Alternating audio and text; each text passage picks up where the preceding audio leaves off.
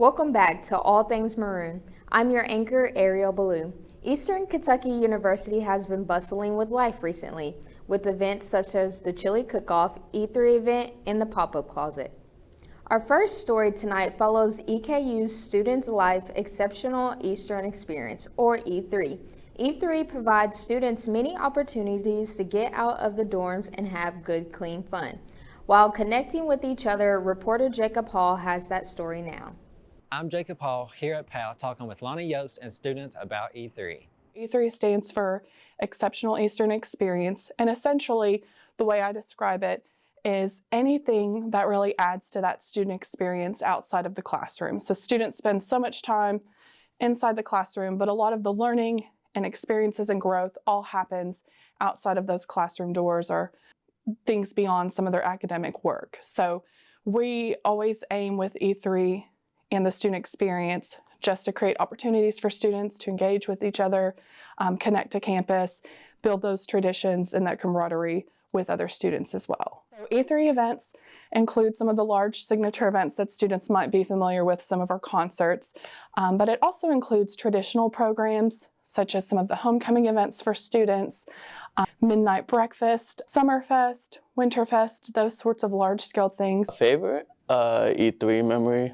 specifically, I'll go ahead and just replicate my favorite E3 concert was my freshman year, and that's when we had T-Pain perform over at the Center of the Arts, and me and a few of my friends definitely had a great time. I mean, he brought like a whole DJ out. It was a lot of fun. In April, we have the Brett Young concert. Will be on Saturday, April the 6th. This is Jacob Hall at EKU. Our next story focuses on the Office of Military and Veteran Affairs Chili Cook-Off event that welcomes students with a military connection to mingle with one another, providing engagement, camaraderie, and food. Hello, my name is Josue Pacheco, and we're here at the Military and Veterans Affairs offices for the Chili Cook-Off. Thankfully, we got to speak to the host of the event, Josh Maynard, about the purpose and importance this event has on the Military and Veterans Affairs office.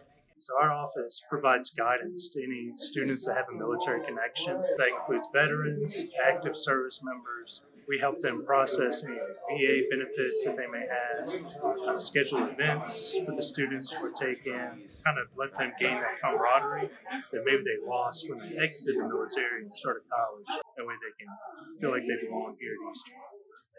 People were encouraged to try the provided chili and cast a vote on the best tasting one. After counting the votes, the winner was revealed, and we were lucky enough to speak with him. It lets people know that, well, as far as those that don't know that I can, is that I can cook. Also, it gives me confidence that I can, possibly someday take it to a different level. Amazing chili and even better people. Thank you for having us, MVA. Thank you, Josue. That looked like a fun event. As work begins picking up here shortly after midterms, it's important to find fun and healthy events or hobbies to spend our free time so we can relax and unwind. Here in America, one of the favorite pastimes happens to be the theater. We have Zach here on location at the Kentucky Theater ready to welcome us into the world of drama. Zach? I'm Zach Daniels. Behind me is the historic Kentucky Theater, a place where audience members have enjoyed their favorite events and films throughout the years. We had the opportunity to speak with Hayward Wilkerson, one of the directors of the Kentucky Theater, and Fred Mills, 55-year manager of the establishment. The Kentucky we're now 101 years old, and there are cinemas that are older than us, but I mean, we're up there. There aren't very many places like the Kentucky Theater that have survived that long. It's more than a movie theater. We would call it a cinema palace, and because it dates back to a time in which film was brand new. It was extremely exciting to go to film, and you were trying to, in many ways, compete with theater. Every new media technology, to some degree, competes with the old technology, and then slowly hoes its own trail or cuts its own trail. So in many ways, when you see a place like this, it looks so grand because theaters, live theater, drama was so grand, and you wanted to kind of create this sense that this was like theater, but you were going to see movies. Well, as you probably already know, the theater, opened in 1922. The Kentucky was the last theater that was built in downtown Lexington. The theater was recognized nationally for a lot of the promotions that it did on various movies, and won many awards It was one of the first 50 theaters in the country to have sound, and always was considered, I think, the premier theater of Lexington.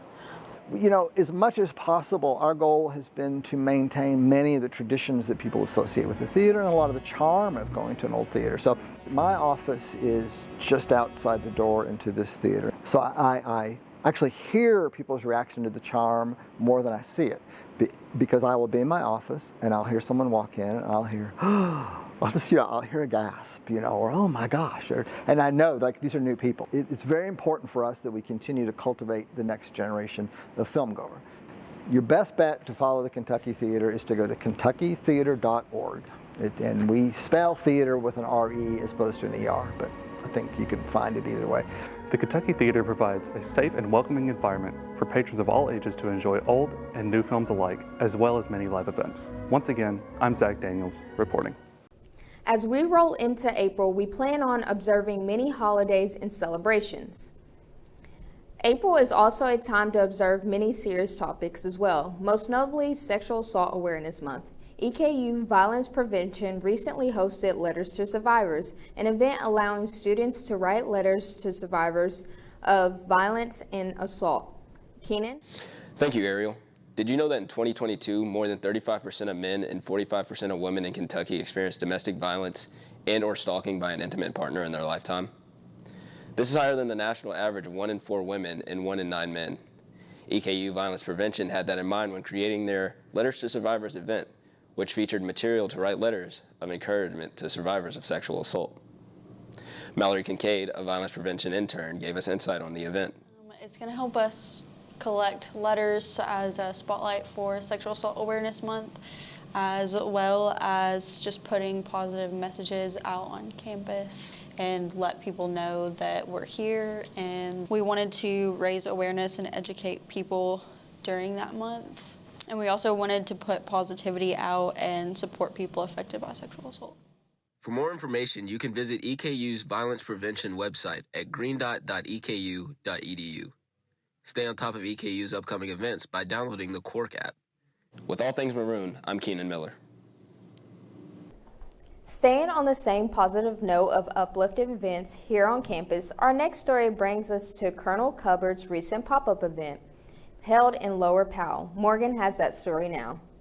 I'm Morgan Arnold here with All Things Maroon. Today, we're in Lower Powell visiting the EKU's Colonel Cubbard pop-up closet. The pop-up event was held in the EKU Lower Powell lobby from 11 to 2 on Wednesday, March 6th.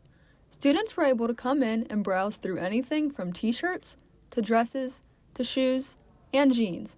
All clothing was completely free for students at EKU. So this is our pop-up closet event where we have brought down a couple racks and bins of clothes that we've set up here from our backstock room. Because while our backstock room is accessible to students, it has to be like a process of somebody taking them down there, unlocking the door, and it's just a big quiet space that's not very welcoming.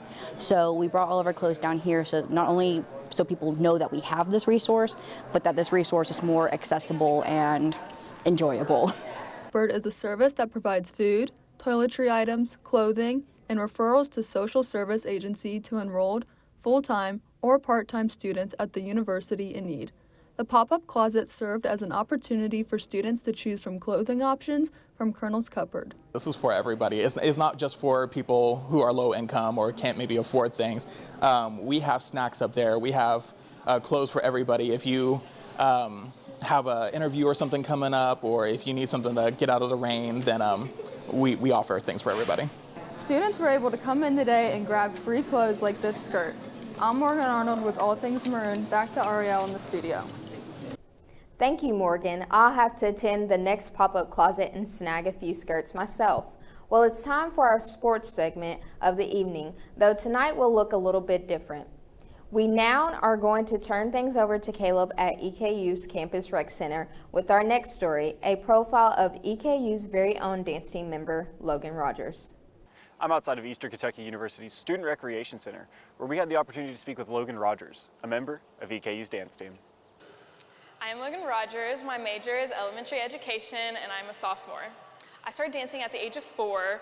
I just did recreational classes just for fun, and then I started competing at the age of 6. I've enjoyed dance for as long as I've been dancing. My sister is the one that got me into it, and so watching her dance, it kind of made me want to do it. And then dancing with her, because I also danced with her, that made it even more fun. The people kept me in dance for as long as it has, and then they also made me enjoy it more because I love dancing with the people that I love. When I was younger, it was more like, it was easier because it's more like energetic and cute, and then when you get older, it becomes more like the technique and the performance matters more. So it gets more challenging, but also with it being more challenging, it makes it more fun. One of my friends that I danced with at my studio came here and danced, and she kind of introduced EKU dance team to me, so that got me here. It's definitely challenging. We have practice 3 to 4 times a week for 3 hours during the fall semester, and then national season it's 4 hours. For the fall semester, all we had to focus on were football games and then the beginning of basketball games. And then towards the end of fall semester, we learn our nationals routine. So we then start focusing on nationals for all of spring semester until nationals, which are in April. I want to be a coach for sure, a high school coach on any dance team or at a studio, and then possibly go pro. It's just a thought, but I'm not sure yet, but we'll see. So my name is Madeline Lynett. I am currently a sophomore and I'm studying Homeland Security. I've known Logan since last year, so we both started on the dance team our freshman year. So I've known her since then, and we've still been dancing on the team now. So Logan is one of my best friends on the team. Last year, our entire freshman class got super, super close. So obviously we've been dancing. We spend nearly every day together. Even when we're not at dance, we're hanging out and doing homework. So we're pretty close. The thing that makes Logan a great dancer is not only that she has all of the skills and the talent to back up her dancing ability, but she dances with her heart, and you can see that every time that she puts something out on the floor, and it's really inspiring to be able to witness that, but she's just a really great dancer in general. This is Caleb Wells reporting for All Things Maroon. Back to Ariel in the studio. Thank you, Caleb. Well, that wraps things up for this evening's edition of All Things Maroon. For joining us. We'll be back in the studio for our live at 6 in the morning. With Video 2 News, I'm Ariel Ballou. Good night.